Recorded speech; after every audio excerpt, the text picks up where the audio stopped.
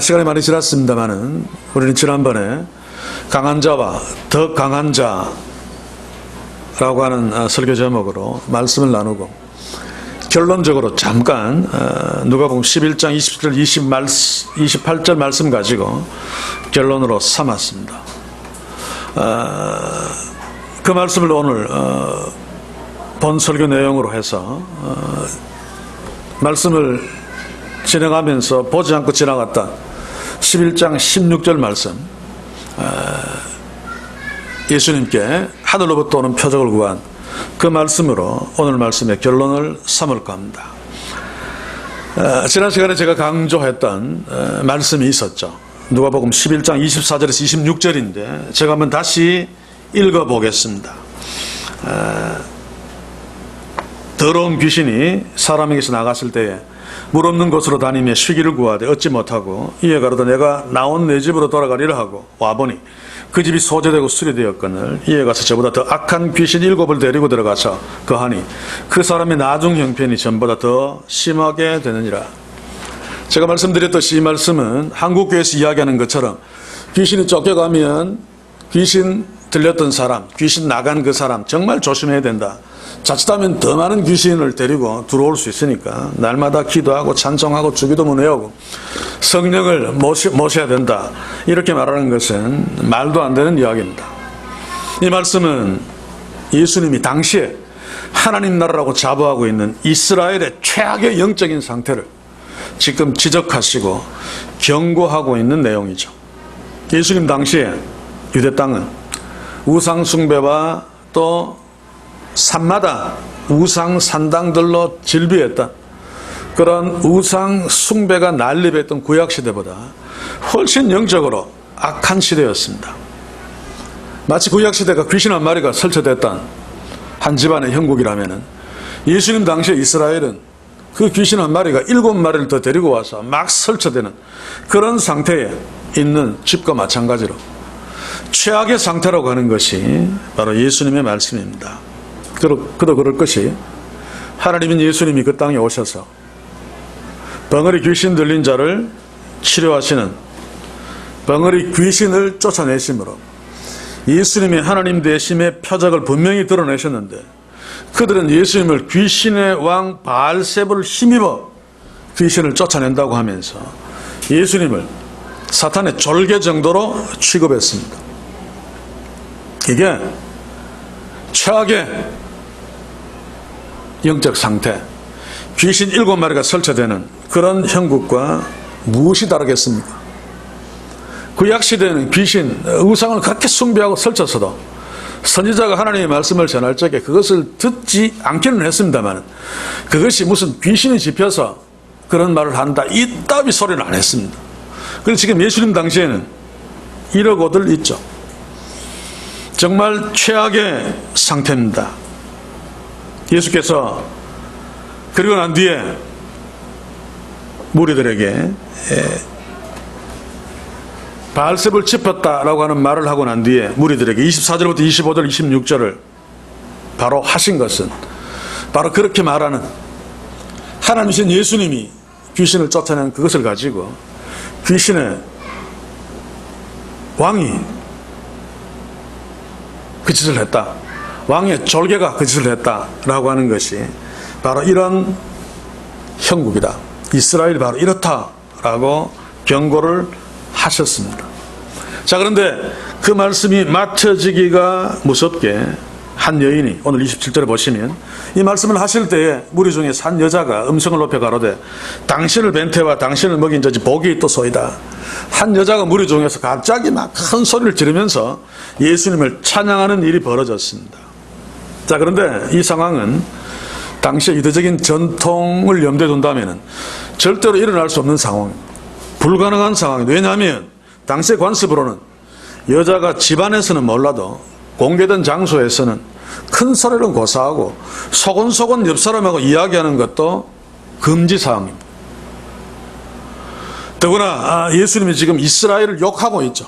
이스라엘이 7귀신 들린 거나 마찬가지인 그런 판이야 라고 욕하고 있는데 그런 예수님을 공개적으로 막 찬양하는 발언을 하는 것은 남자라도 하기 어려운 말입니다. 그런데 말할 수 없도록 금기되어져 있는 여자가 지금 그러고 있는 것은 사실 말이 안 되는 이야기입니다.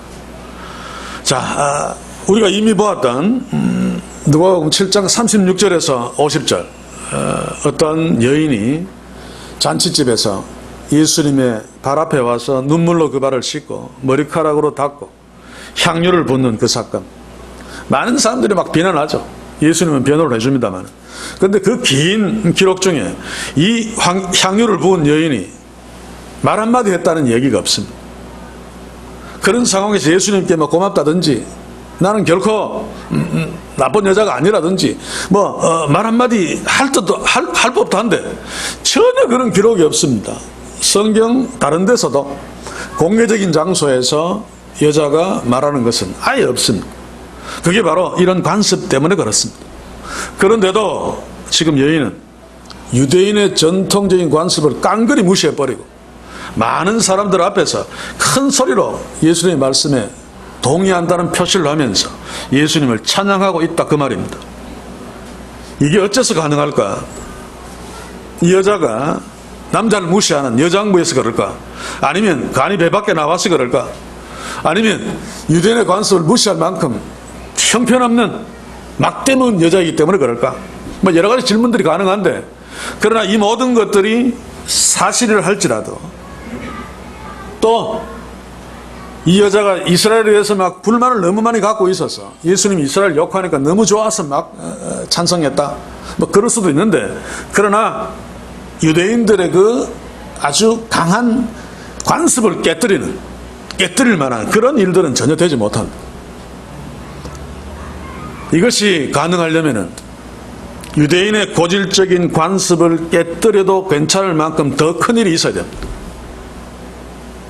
여자에게 관습을 깨뜨릴 만한 더 큰 일은 무엇일까? 질문해 봐야 되죠.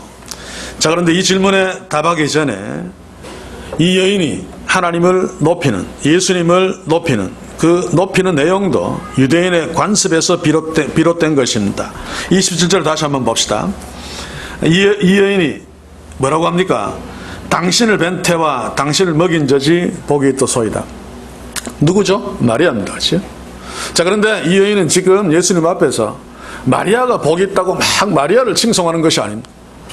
유대인들은 어떤 자를 막 높이고 칭송하려면 그 자를 직접 하는 것이 아니라 그 자 앞에 있을 적에 그의 형제나 그의 부모님들을 막 칭송함으로 그 자를 간접적으로 높이는, 이게 유대인들의 관습입니다. 동양인들의 정서 같아요. 우리들도 그런 게 좀 있죠. 지금 어쨌든 지금 이 여인은 마리아를 칭찬하는 것이 아니고 그런 유대인의 관습을 통해서 지금 예수님을 칭찬하고 막 높이고 있는 것입니다. 자, 그런데 보통 주석은 이렇게 이야기하죠. 마리아는 복이 있는 여자가 틀림없다. 그녀가 누가복음 1장 48절에서 그 계집종이 비천함을 돌아보셨습니다. 보라, 이제 후로는 말세에 나를 복있다 일컬이로다. 이렇게 마리아가 한 말이 여기서 성취되었다 라고 보통 해석합니다만 그건 틀렸습니다.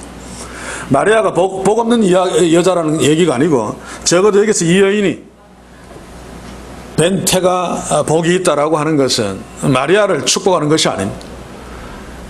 누가복음 1장 48절의 성취가 아니란 말입니다. 그냥 유대인의 관습을 따라서 예수님을 막 높이고 있는 것인데, 자, 그렇다면 이 여인이 많은 사람들 앞에서 예수님을 그렇게 큰 소리로 막 칭찬할 이유가 뭔가? 정말로 관습을 무시할 만한 그런 어떤 요소가 있는가? 있습니다. 그 내용을 보시면 지금 이 여인은 예수님이 하나님이라는 사실을 깨달았습니다. 그래서 지금 하나님을 찬양하고 있습니다. 본문을 보시면 뭐가 복이 또 소이다라고 하는 그 원문을 보시면 마카리아로 끝나는데, 그 형식이 하나님을 예배하고 찬양하는 전형적인 형식입니다. 자, 이 여인은 어느 순간에 예수님이 하나님이시라는 것을 눈치챘습니다. 그 순간 정신 나가는 거죠.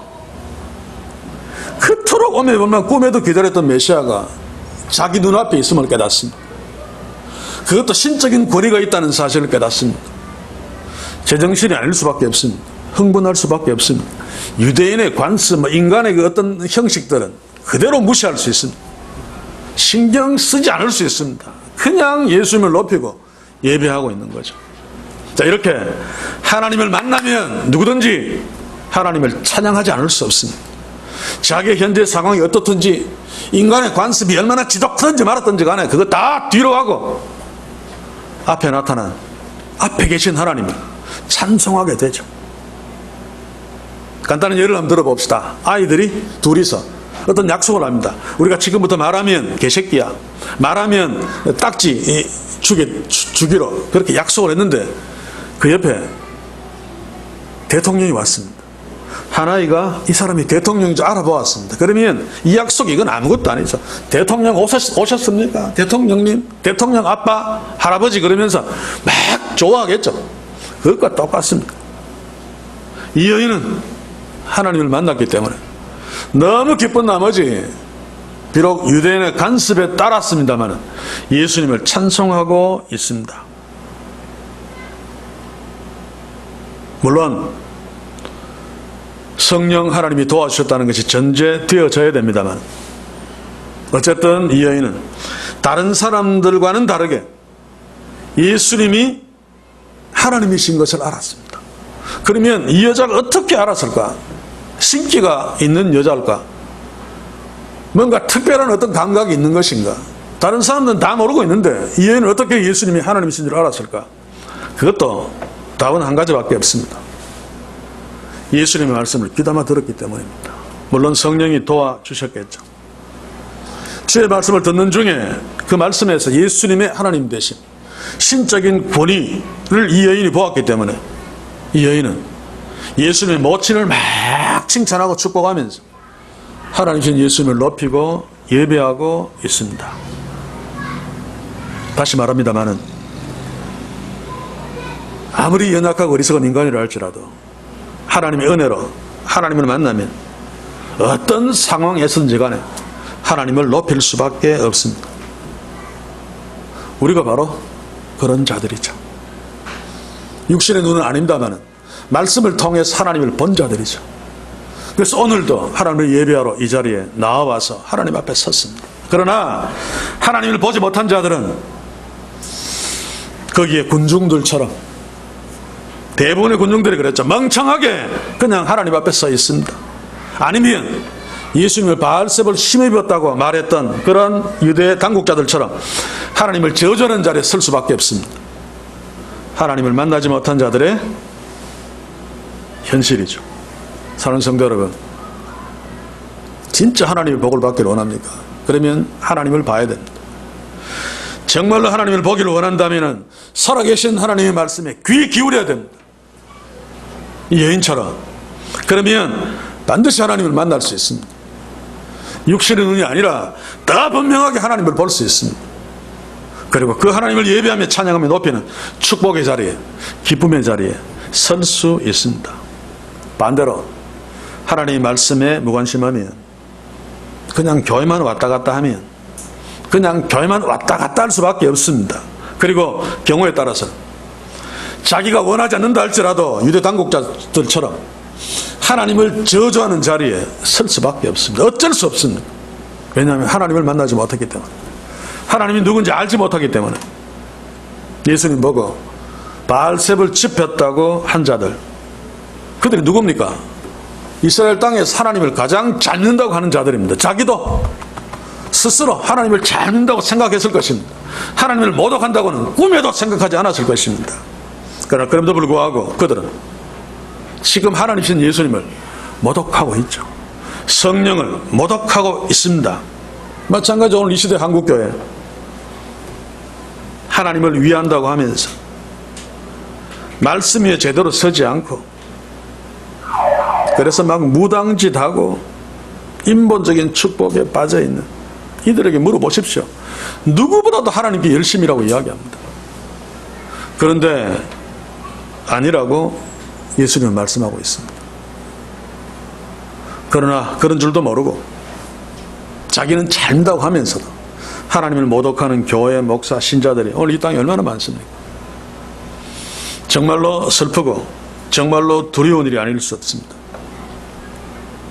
지금 인천을 중심으로 개척교회 뉴스에도 막 나오고 제가 댓글 보니까 교회가 그렇지 신천은 똑같지 그런데 그 교회는 진짜 주님의 교회들이 아닙니다. 유사 교회, 유사 기독교, 무당 집단들입니다.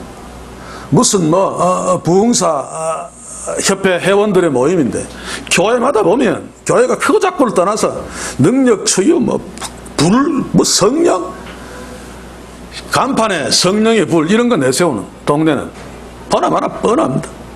거기에는 말씀이 없습니다.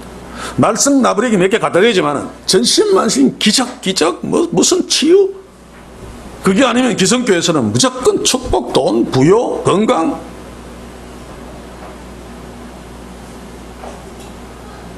다시 말하지만은 그런 상황이 있으면 나도 모르게 나는 하나님을 위한다고 하는 유대 당국자들처럼 하나님을 모독하는 자리에 설 수밖에 없습니다.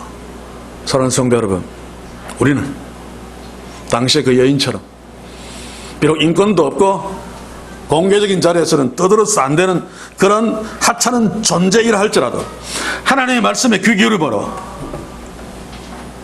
하나님을 발견하고 만나 그 하나님을 높이는 진짜 축복된 하나님의 자녀의 자리에 우리와 함께 다 설 수 있기를 주의 이름으로 간절히 소원합니다. 자, 그런데도 이 여인에게도 문제가 있었습니다.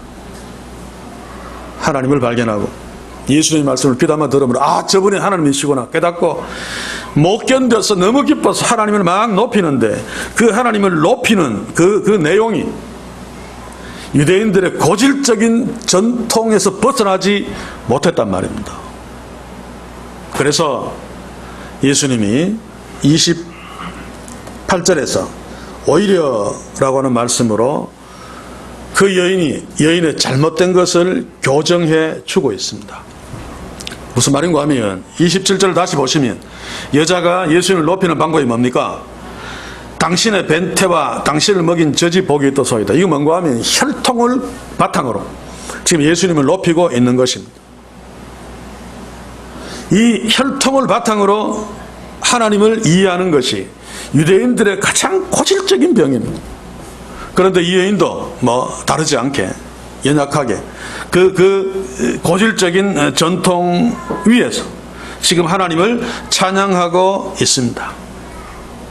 예수님이 이런 고질적인 것을 이미 이전에 지적하셨죠. 누가복음 8장 21절을 보시면 예수께서 대답하여 가라사대 내 모친과 내 동생들은 곧 하나님의 말씀을 듣고 행하는 이 사람이라 하시니라.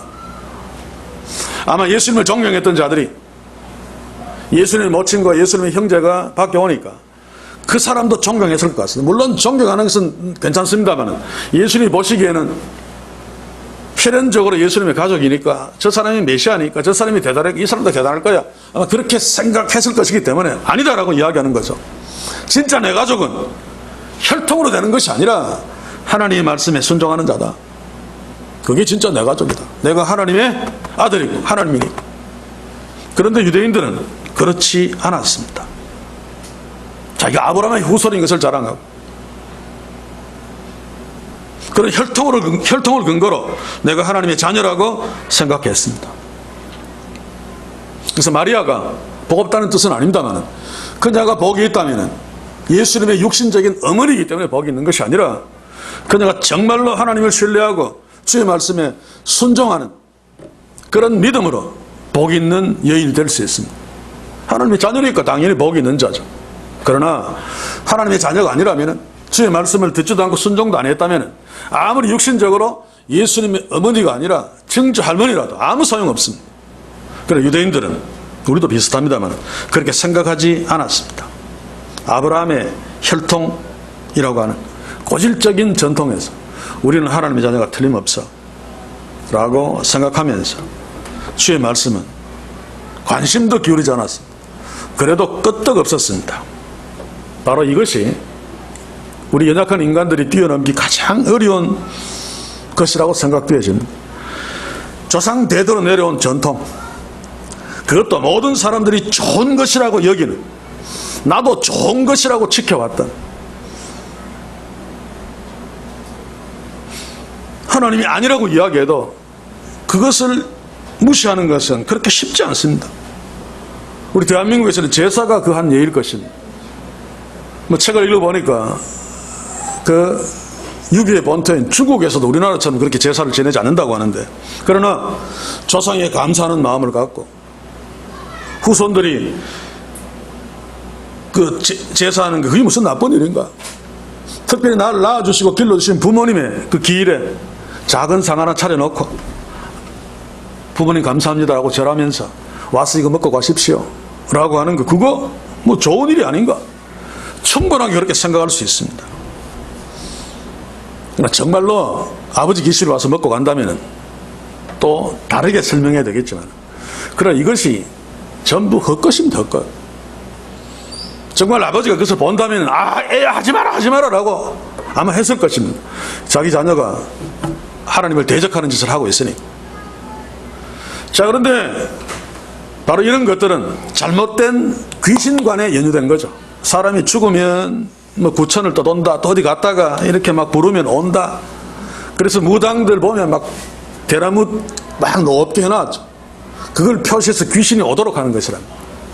그 귀신 참 등신입니다. 그죠? 그거 봐야지 겨우 옵니까? 사실 사람이 죽은 영혼은 바로 갑니다. 바로 어디를 가든지. 귀신은 타락한 천사들이고 사단의 졸개들이죠.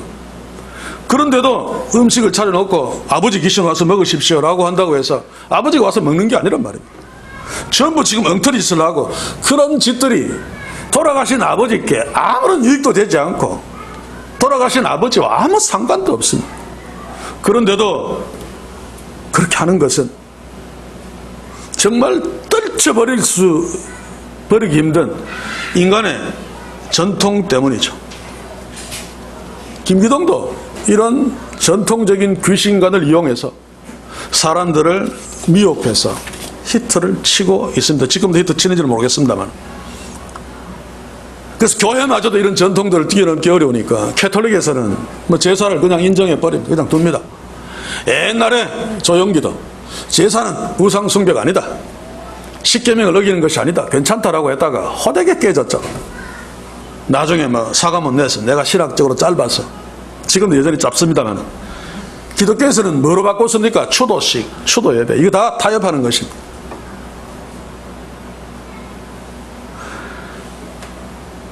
믿음 안에 있다가 돌아가신 부모님을 기억하면서 예배하는 거 좋습니다. 그러나 지금 추도식, 추도 예배는 제사를 대리만족시켜주는 한 방법으로 개발해낸 거죠. 그래서 안 된다는 것입니다. 사람은 죽으면 그 영혼은 하나님의 손에 갑니다. 그냥 맡겨야 됩니다. 평소에 부모님 은혜를 생각하면서 내가 이렇게 살면 부모님이 실망할 거야, 살아계시면, 이런 생각들은 해야 됩니다만, 우상 숭배 문화 속에 있는 그 제사가 변형된 그런 추도식이나 추도 예배는 지향하는 것이 맞죠. 새벽기도도 마찬가지입니다. 우리 교회 성도들은 다 알겠지만 새벽에 일어나서 일상생활을 시작하기 전에 먼저 하나님께 기도하고 일상생활을 시작하는 거 얼마나 좋습니까? 권장할 만합니다. 그러나 한국교회 새벽기도는 그게 아니고 조상 대대로 내려온 잘못된 우상 문화와 이 합쳐진 것이기 때문에 정말 조심해야 됩니다. 새벽에 일어나서 정한수 떠놓고 나무 앞에서 막 빌면 지성이면 감천이죠. 인간의 지성이면 하늘을 감동시킬 수 있다 라고 하는 것입니다. 이런 차원에서 새벽 기도를 하는 거죠. 그래서 많은 사람들은 저녁에 기도하는 것보다 새벽 일찍 하루가 시작될 때 나가서 기도하면 하나님이 잘 듣는다. 예수님도 새벽 기도를 맨날 하셨다. 성경에 예수님이 새벽 기도 했다는 말이 없습니다. 그렇죠? 예수님이 종종 새벽 유명히 기도한 것은 그 나라 날씨에는 그때가 기도하기 가장 좋은 기후입니다. 대낮에는 더워서 기도 못하죠. 그래서 예수님이 하나님께 기도를 좀 진하게 하시기 위해서 종종 자주, 때로는 매일 새벽에 기도하신 것입니다. 그 예수님의 전례를 따르려면 우리가 기도하기 가장 좋은 시간을 택해서 기도하는 것이 바로 새벽 기도입니다. 그런데 꼭 새벽을 고집하는 것은 지성이면 감천이다 라고 하는 근거에 매달려 있는 거죠. 이게 복음과 정반대되는 이야기입니다. 죄인된 인간이 아무리 노력하고 지성을 들여도 하나님은 감동시킬 수 없습니다. 하나님은. 그래서 예수님이 십자가에 못 박혀 죽으신 거죠. 하나님은 우리가 하나님을 감동시키기 전에 무조건 이유 없이 그의 은혜로 우리에게 긍휼을 베푸셔서 우리를 사랑하시고 우리를 하나님의 자녀 삼으셨습니다. 그 은혜 앞에 서야지. 뭐 내가 어떻게 막 노력해서 막 지성을 들여서 하나님을 감동시켜도 복을 받아내겠다. 기도도 그래서 저녁보다는 새벽에 1년 365일 나는 빠지지 않고 새벽기도 했다. 그래서 훈장 삼는 거, 이것도 바로 떨쳐버릴 수 없는 인간의 그 관습, 전통에서 묻어온 잘못된 생각들입니다. 이게 참 떨쳐내기 어렵죠. 이 한국교회는 이런 잘못된 좋은 신앙이라고 이야기하는 것들 중에 이런 것들이 굉장히 많습니다. 이야기하려면 한도 끝도 없고 시간이 될 때마다 이야기하기로 하고, 아무튼 이 여인은 인간의 전통에서 벗어나지 못하고 예수님을 하나님으로 찬양하면서도 가장 유대인의 심각한 병폐인 혈통 의지하고 했단 말입니다. 이게 인간의 본능입니다. 그렇죠? 하나님을 높인다고 하면서도 인간의 혈통 의지하는 것은 인간이 자꾸 중심에 서려고 하는 거죠. 이상합니다. 그런데 그럴 수밖에 없는 연약한 인생이 우리 인생입니다. 그래서 날마다 나보다 크신 하나님 앞에 나를 세워놓고 내가 중심이 될 수 없음을 확인하면서 자기를 계속 부인하지 않으면 진짜 하나님을 높이며 하나님을 따라갈 수 없습니다. 하나님을 막 찬양한다고 하면서도 자세히 들여다보면 자기가 중심에 서서 자기 찬양하고 있습니다. 자기 즐기고 있습니다. 이게 우리의 연약한 모습입니다. 이거 기억하면서 오늘 예수님이 이 여인에게 하신 말씀을 한번 주목합시다. 28절 예수께서 가라사대 오히려 하나님의 말씀을 듣고 지키는 자가 복이 있느니라. 자, 무슨 말씀인가 하면 여기 오히려라고 하는 헬라어 메누는 한마디로 번역하기 어렵습니다. 이 뜻은 아는데 번역이 안 되는 건 영어도 그렇죠. 그래서 그냥 설명하면 네 말이 맞다 그러나 틀렸어, 그 말입니다. 그러니까 틀린 것을 지금 교정해 주는 거죠. 네 말이 맞다는 것은 네가 지금 나를 향해서 막 찬양하는 거 그거 맞아. 네가 참 잘 봤어. 내가 누군지 그거 바로 봤어. 근데 틀렸다라고 하는 것은 그러나 나를 찬양하는 방법이 틀렸어, 그 말입니다. 그 찬양의 내용이 뭡니까?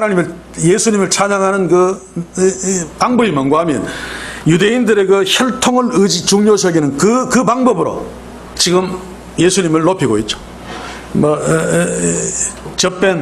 젖먹이 벤 태가 복이 또 소유라고 하는 것이 바로 그 혈통을 의지하는 거죠. 그게 틀렸어 라고 하는 것입니다. 유대인들은, 지금 예수님은 유대인들의 그 혈통, 특히 유대인들은 아브라함의 혈통을 갖고 있는 거 굉장히 중요시 여기죠. 그런데 예수님은 아브라함의 혈통도 예수님의 혈통도 내 혈통도 갖고 있는 그것이 복 있는 자가 아니다. 그러면서 단도직입적으로 이야기합니다. 하나님의 말씀을 듣고 지키는 자가 복이 있느니라. 유대인들은 자신들이 아브라함의 후손임을 자랑했습니다.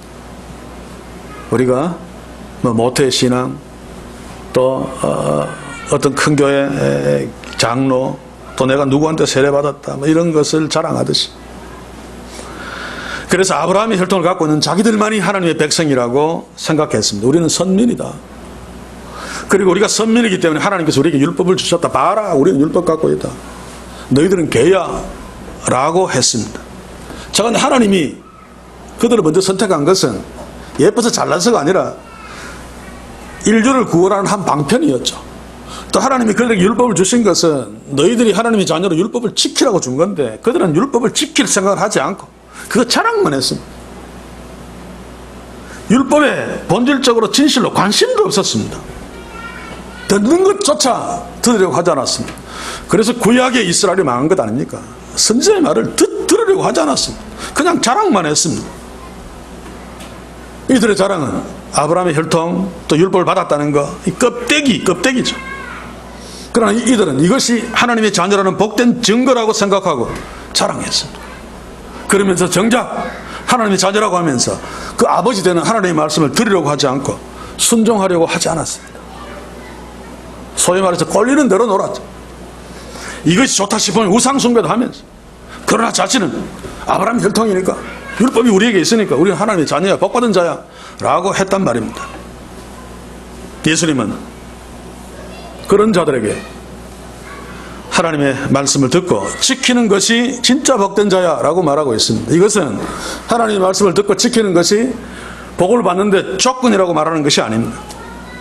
하나님의 자녀만이 하나님의 말씀을 듣고 지킬 수 있어, 그 말입니다. 하나님의 말씀을 듣고 지키는 자가 하나님의 자녀이기 때문에 하나님의 자녀는 당연히 복 있는 자죠. 그런데 너희들은 하나님의 자녀라고 혈통 내세우고 뭐 율법 내세우는데 하나님의 말씀을 듣지도 않고 지키지도 않고 있지 않나? 나중에 연하의 표적에서 그 이야기를 노골적으로 합니다만, 그런데 너희들이 무슨 하나님의 자녀야? 너희들은 하나님의 자녀가 아니야. 너희들은 복 있는 자가 아니야. 오히려 하나님의 저주 앞에 있어 라고 지금 말씀하시는 것이 바로 이 말씀입니다. 이 말씀은 오늘날 우리에게도 그대로 적용되어집니다. 정말 조심스럽게 적용시켜야 됩니다. 오늘날 수많은 교회들이 우리가 하나님의 복을 받았어, 우리가 하나님의 자녀야, 할렐루야 띵까띵까라고 하는 것, 그렇다고 하면서 그 증거로 내세우는 것 굉장히 많죠.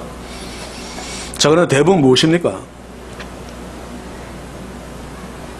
대표적인 것이 물질적인 축복입니다. 한국교회가 세계교회에서 가장 복 많이 받았어. 교회 봐라, 수만 그렇게 많이 짓고 선교사 보낸다고 수억 펑펑 쓰고, 목사님 사례비 대통령 연봉보다 잘 나가는 목사들은 비교가 안 됩니다. 사실 이렇게 하나님 우리를 축복해서, 그리고 막 기적 진짜 일어날지 안 일어날지 모르겠습니다만 이런 기적들이 일어나 우리 하나님이 진짜야, 우리가 진짜 복받았어 라고 하고 있지 않습니까? 지금 유대인들이 하는 것처럼. 그런데 예수님은 그것이 아니라고 이야기합니다.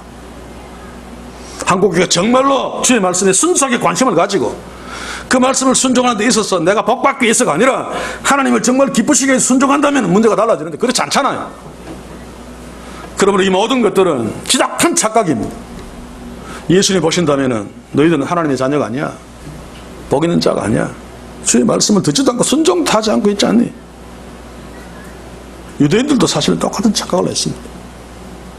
부자 청년의 이야기를 한번 보시면, 그가 예수님께 나와서 내가 어떻게 하면 구원을 얻겠습니까? 라고 막 묻죠. 정말 구원을 얻고 싶은 것처럼. 그러나 구원을 얻고 싶어서 나온 것이 아니죠. 자기는 이미 구원받았다고 자부하고 있는 자입니다. 단지 예수님 앞에 나와서 당시에 인기를 끌고 있는 예수님께 이런 질문을 함으로 자기를 드러내고 싶어서 지금 예수님께 나와왔습니다. 구원에 관해서는 자신이 있습니다. 그걸 자기가 예수님께 내가 어떻게 하면 구원을 받겠습니까? 라고 물으면 예수님이 네가 그런 걱정을 해. 너는 이미 구원받았잖아. 네가 그렇게 부자인데 하나님이 너를 사랑하는 증거가 있는데 무슨 구원 걱정하니? 그러면서 막 칭찬해 줄 알았던 거죠. 그런데 예수님이 그에게 뭐라고 말합니까? 율법을 다 지켰다고 하는 부자 청년에게 이렇게 말합니다. 마태복음 19장 21절을 한번 읽어봅시다. 예수께서 가라사대 네가 온전하고자 할진대 가서 네 소유를 팔아 가난한 자들에게 주라. 그리하면 하늘에서 보화가 내게 있으리라. 그리고 와서 나를 좇으라. 이것은 예수님 네 재산 다 팔면 네가 정말로 천국 소유할 수 있어, 내 제자 될 수 있어 라고 하는 것이 아닙니다. 이 말씀을 부자 청년에게 한 것은 이 말씀을 통해서 네가 정말로 주의 말씀에 다 순종한 것이 아니고 네가 정말로 구원받은 자가 아니라는 사실을 깨닫도록 하기 위해서, 드러내도록 하기 위해서 이 말씀을 하신 것입니다.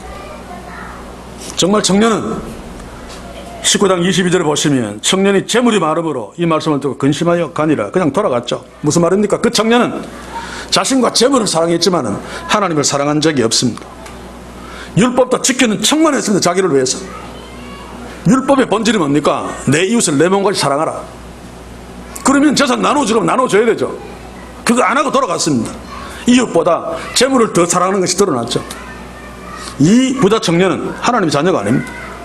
그가 갖고 있는 많은 재물도 하나님의 축복이 아닙니다. 오히려 저주입니다. 저주. 이 사실을 우리가 놓치면 안 됩니다. 한국교회는 부자 청년과 똑같은 상황에 놓여 있습니다. 그래서 우리가 물어야 됩니다. 우리는 어떤가? 우리 교회는 어떤가?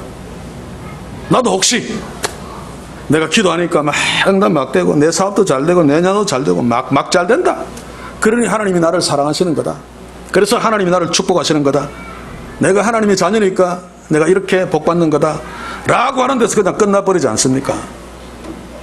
정말 그럴 수 있지만은, 그러나 가장 중요한 것은 내가 정말로 하나님의 말씀을 들으려고 애쓰고 하나님의 영광을 생각하며 주의 말씀에 순종하려고 애쓰는가, 그런 삶이 없다면 지금 형통하고 있는 거 그 하나님의 축복도 아니고 하나님의 자녀라는 증거도 아니란 말입니다.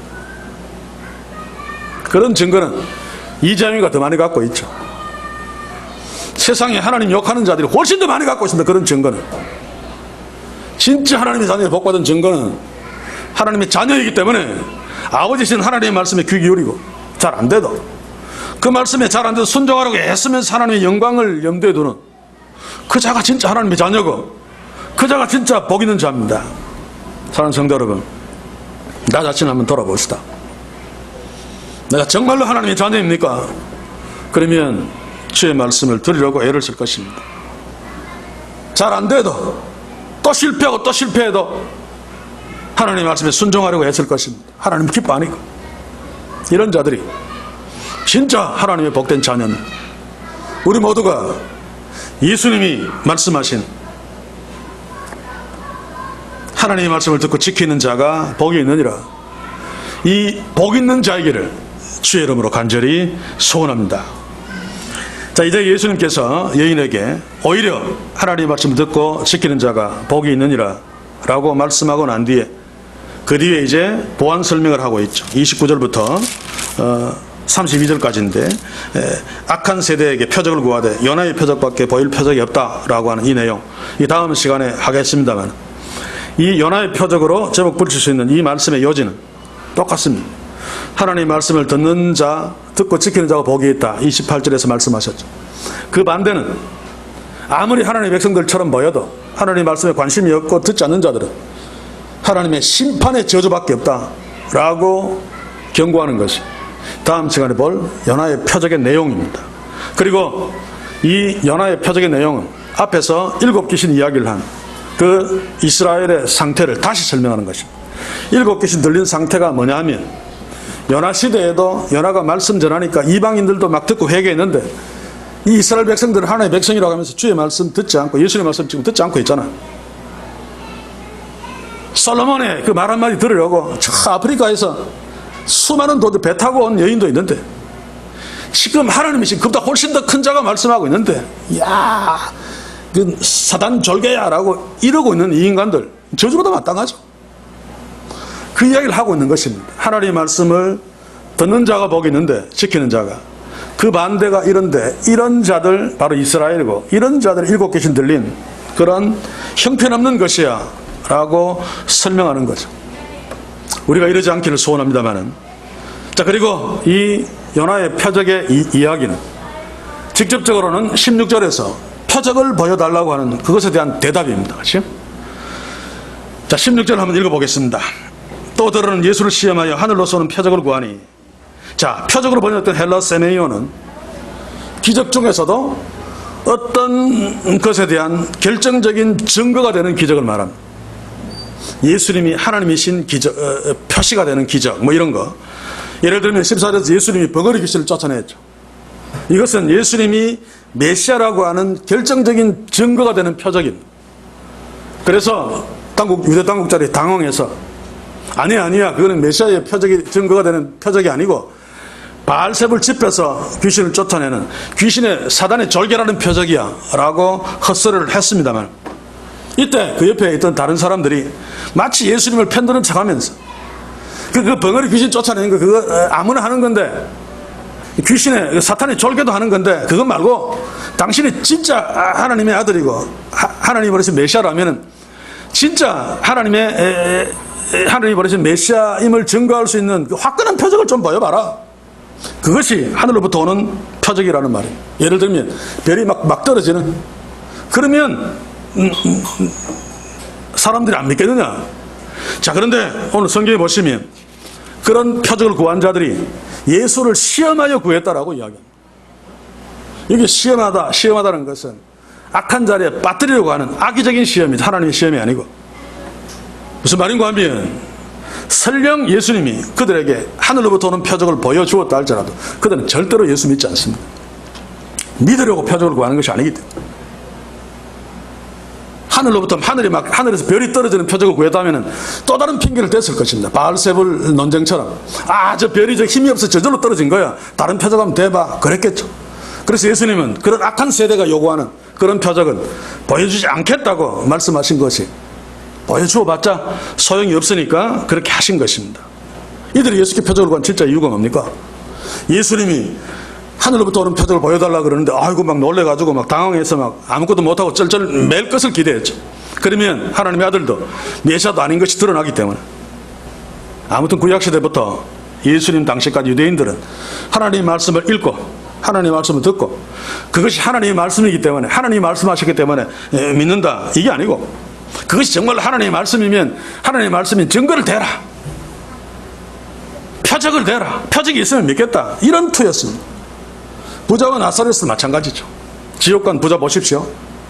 아브라함한테 어떻게 요구합니까? 누가복음 16장 27, 28절 보시면 가로되 그러면 구하노니 아버지여 나사로를 내 아버지 집에 보내소서 내 형제 다섯이 있으니 저희에게 증거하여 저희로 이 고통 받는 것이 오지 않게 하소서. 무슨 말인가 하면 죽은 자가 살아서 다시 가면 천국과 지옥이 있다는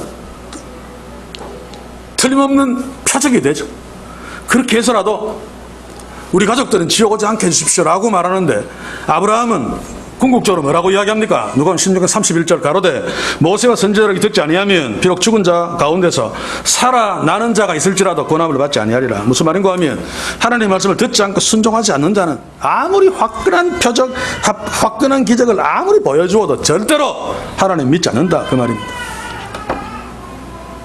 하나님 믿어도 엉터리로 믿습니다. 오병이어의 기적을 보십시오.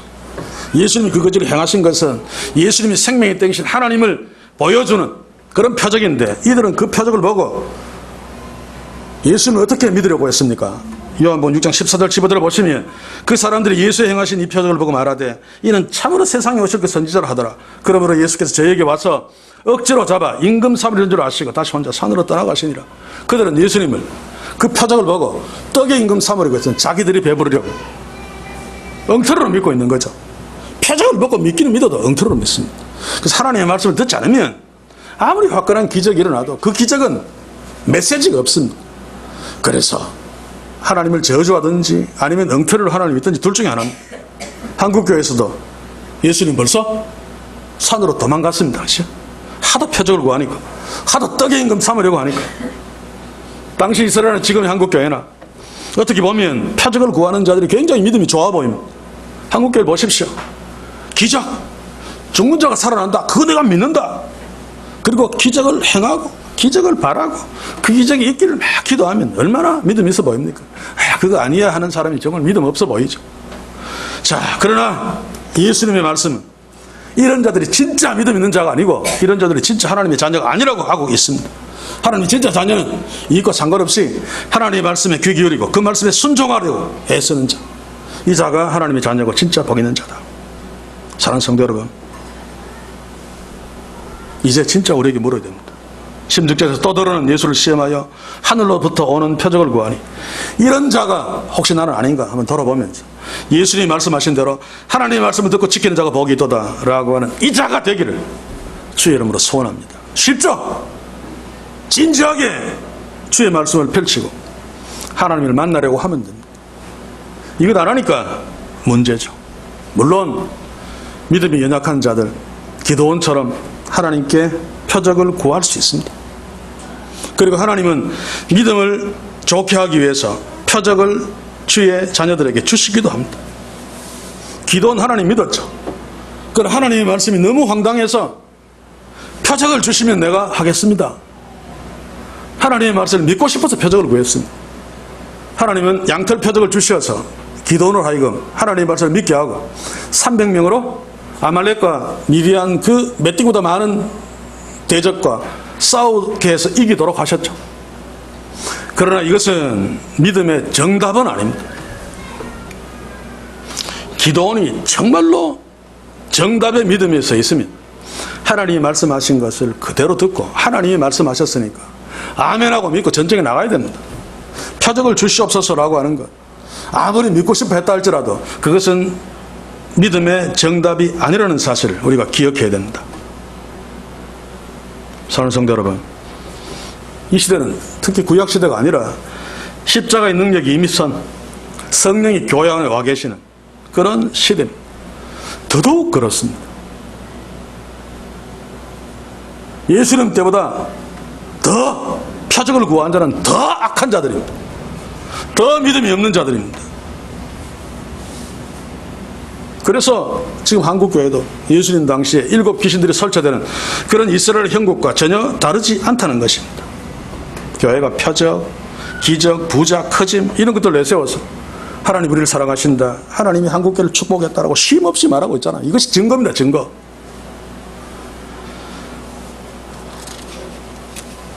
마치 무엇과 같은 거 하면 옆집 남자가 나한테 1억짜리 다이아몬드 반지를 줬다. 그러니까 저 사람이 나의 남편이 틀림없다, 나를 사랑하기 틀림없다 라고 그 남자를 수종하는 것입니다. 눈에 보이는 축복 이런 것으로 우리가 하나님의 자녀라고 이야기하는 것을. 그러다가 저쪽 뒷집 아저씨가 10억짜리 다이아몬드를 줬습니다. 야, 저 사람이 우리의 남편이다, 우리 하나님 맞다, 거기에 막 가는 거 마찬가지입니다. 한국교회를 보시면 교회마다 하나님이 다릅니다. 교회마다. 어떤 교회는 희한한 하나님을 섬기고 있는 교회도 있습니다.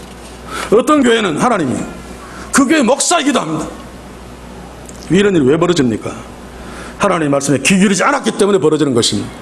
주의 말씀에 순종하려고 하지 않았기 때문에, 진짜 하나님을 체험하지 못하기 때문에 엉뚱한 것들이 하나님이 되는 거죠. 우리 교회와 우리는 이런 비극적인 자들이 아니기를 바랍니다. 진짜 하나님의 자녀의 복이 있는 그런 교회, 그런 우리들이기를 주의 이름으로 간절히 소원합니다.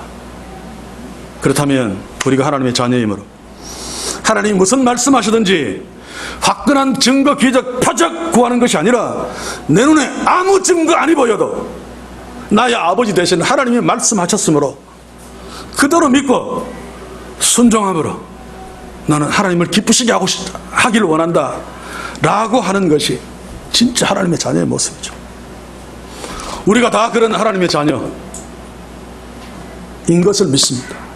우리 교회가 하나님이 기뻐하시는 주의 말씀이 있고 순종하기를 애쓰는 그런 교회의 축복이 있기를 주의 이름으로 다시 한번 간절히 소원합니다. 기도합시다. 주여, 오늘 말씀 앞에 서서 이스라엘의 현재 형국이 이 땅의 교회들의 타락한 모습임을 가슴 아프게 주목했습니다. 우리 교회, 우리 자신이 그렇지 않기를 소원합니다. 주 예수님 말씀하신 대로 하나님의 자녀이기 때문에 주의 말씀에 귀 기울이고 주의 말씀에 순종하는, 그래서 하나님의 자녀의 진짜 축복을 누리는 우리 모두 될 수 있도록 주의 성령께서 날마다 역사하셔서 우리를 하나님의 살아있는 능력의 말씀으로 인도해 주시옵소서. 예수님의 이름으로 기도하옵나이다. 아멘.